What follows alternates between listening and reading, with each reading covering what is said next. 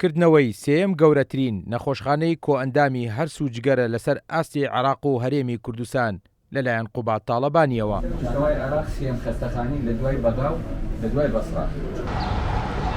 لە پێناو زیاتر گەشەپێدانی بواری تەندروستی و خزمەتکردنی هاوڵاتیان لە شاری سلێمانی، قوبات تاڵەبانی جێگیری سەرۆکی حکوومەتی هەرێم لەگەڵ ژمارێک لێپسراوانی حکومی لە شاری سلێمانی هەردوو نەخۆشخانەی 6 قەڕێوەڵەی هەر سوودجگەر و نەخۆشخانەی منداڵانی فێرکاری دکتۆر جەمال ئەحمەد ڕەشیدیان کردەوە. بۆ ئیدارەدانی ئەم هەموو فشارانەی کە کەوتونەتە سەر هەرێمی کوردستان لە مەجالی تەندروستیەوە لە سەردەمی کۆرۆنەوە بیگرە تا قۆناغەکانی دوای کۆرۆنا و ئێستا کێشەی کۆلێرا و سکچوونیشی هاتە سەر، لە هەموو ئەم تەحەدایانە کەرتی تەندروستی لەسەر پێی خۆی وەستا. ئێمە وەکو حکوومەتی هەرێمی کوردستان لە کابینەی نۆ ڕێز سەرۆکی حکوومەت بەندە وەزیری تەندروستی بریکاری وەزارەت و هەموو ئەوانەی کە بەرپرسیارەتیمان لەسەر شانایە وعدێکمان بە خەڵکی کوردستان داوە کە خزمەتکاری کۆمەڵانی خەڵکی کوردستان بی. ئەو فشارە دارایان کە لەسەر هەرێمی کوردستانە هەیە، قەیرانەکان، فشارە سیاسیەکان، ئەمە نەبووەتە ڕێگر لە بەردەم پەرەپێدانی کەرتی تەندروستی.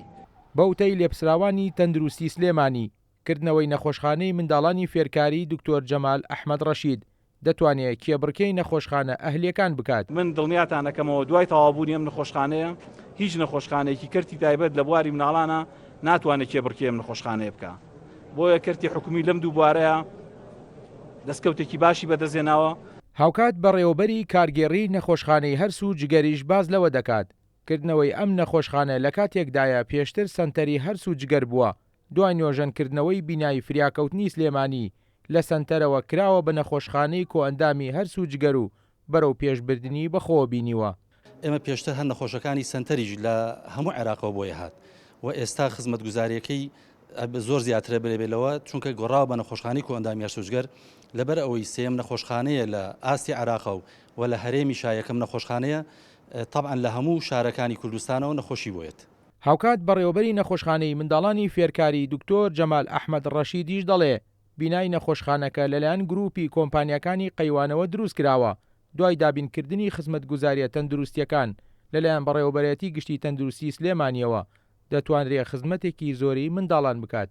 هەموو مواصفاتەکانی نەخۆشخانەیەکی تەواوی تایە لە سێنەوەم پێکدێن هۆمی ژێرزەمینی بریتە لە بەشی تاقیگە و تیشێک کە ئەمە خزمەتێکی زۆر گەورە کە ژمارێکی زۆر فاسی تاقیگەی ڕۆژانە لەم تاقیگەیە کرێت کە 600 بۆ 800 تاقی فاسە چێت کە دڵنیام زیاتریش بەرزەبێتەوە کە ئەم شوێنە کەوتەکار و بەشی تیشکیشمان ئێمە 90 بۆ 100 تیشک و سۆنەری تیاکرێ.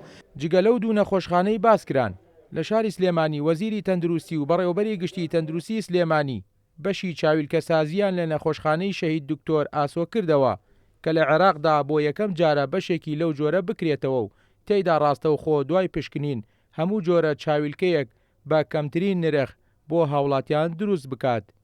ئاکۆ ئەمین، کورسات نیوز، سلێمانی.